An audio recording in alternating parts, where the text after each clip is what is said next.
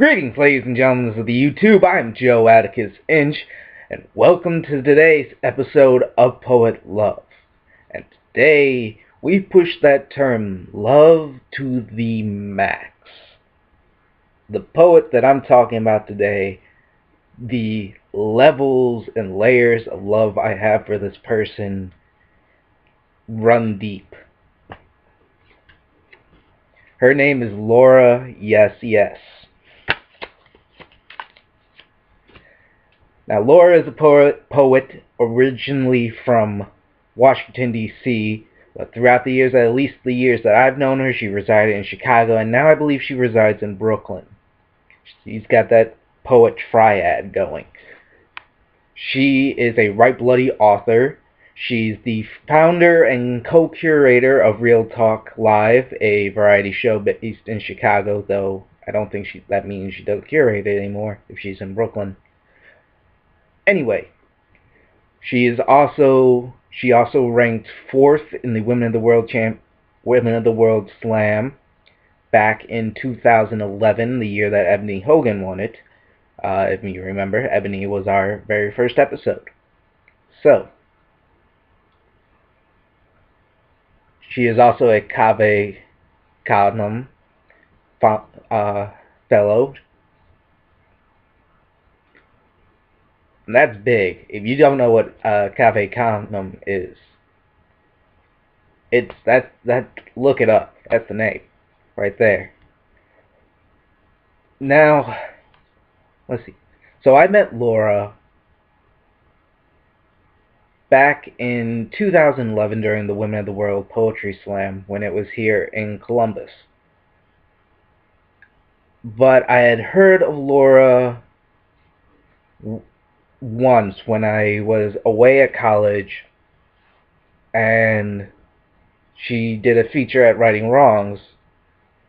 I really hadn't heard of her yet. I don't know what it was. For some reason, just her name alone made me want to friend her on Facebook. As embarrassing as it says, I try really hard not to friend people who I haven't met.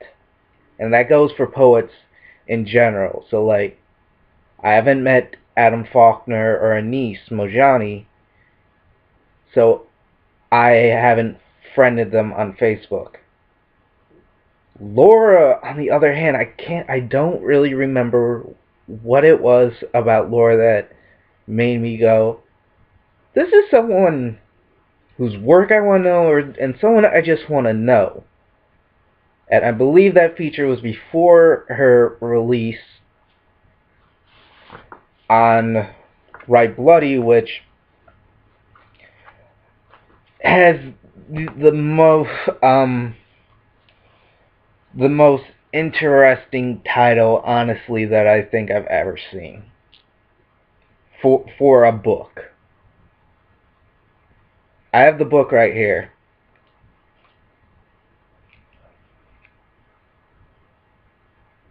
How to Seduce a White Boy in 10 Easy Steps.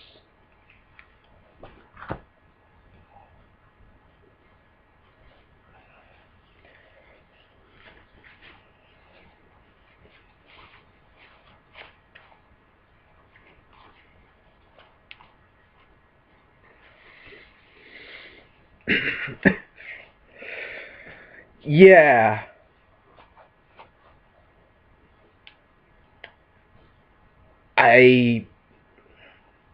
Every time I see it fascinates me.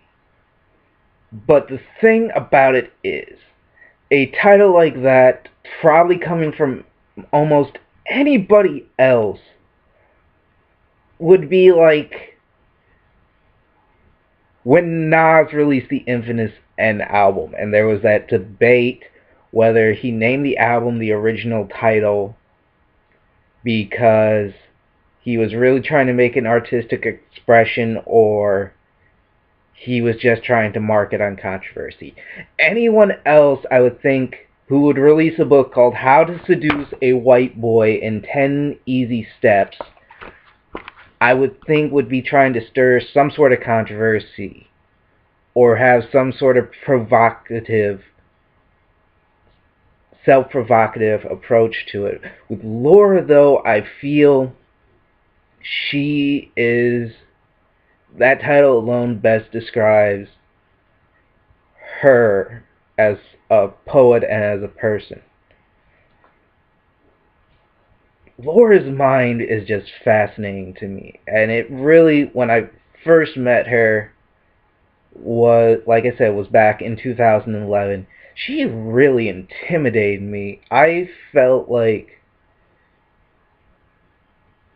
at first I felt like there was that connection that I thought we would have, and then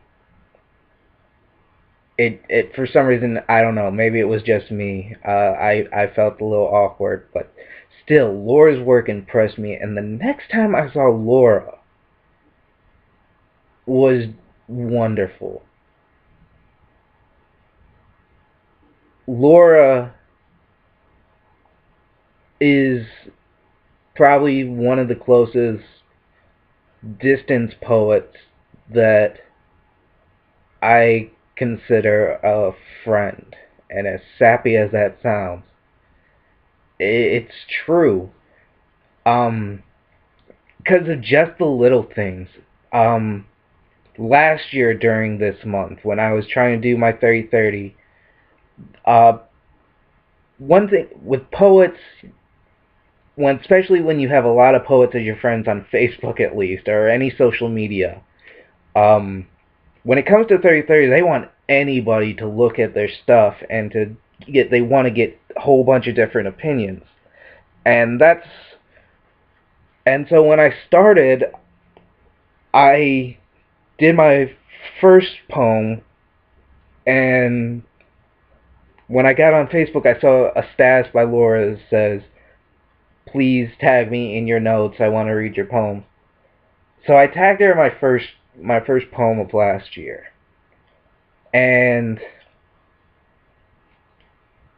she did the thing that I want everyone that I know to do with my poetry.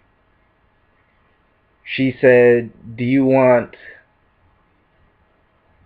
a full critique?"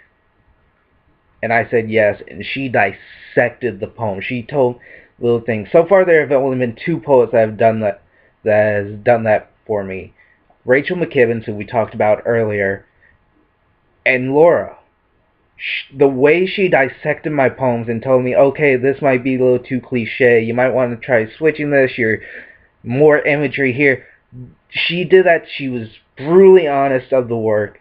She gave me her feelings of the work and how to make it better. And she did that throughout most of the entire month with the limited amount of poems I actually did. And I will always be grateful for Laura doing that. And that's just the thing. I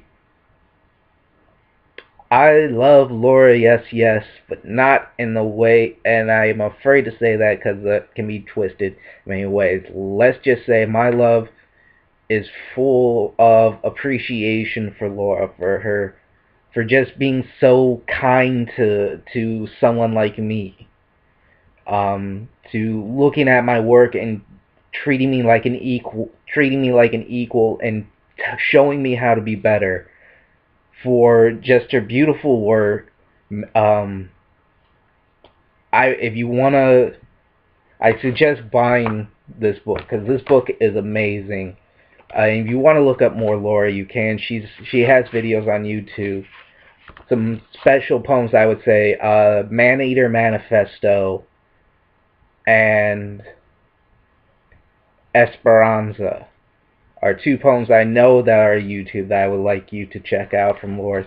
And definitely buy the book. And just some of these poems are just wonderful. Questions of Sexual Intelligence, For Love of the Breast of Gabriel Bouline, Memorial Day 2010, Ghost Academy.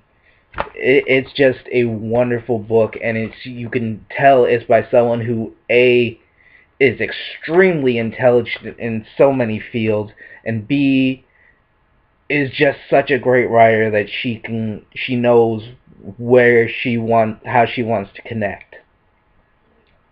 So Laura, yes, yes, thank you for everything you've done in my life. Thank you for your beautiful work and the fact that it's out there.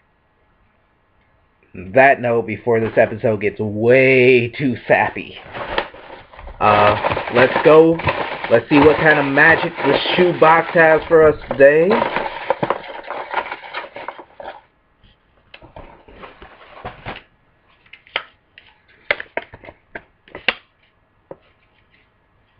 Huh. Well,